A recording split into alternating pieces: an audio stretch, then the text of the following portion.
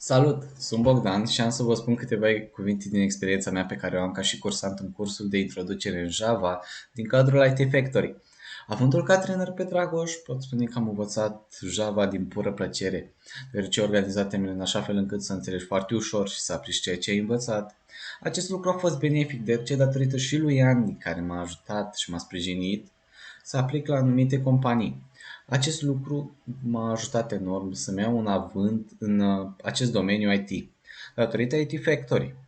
Aceștia au mai multe cursuri pe diferite domenii. Aveți de unde alege și sincer vă spun că faceți o alegere bună și de calitate, deoarece vă oferă sprijin când rămâneți blocați.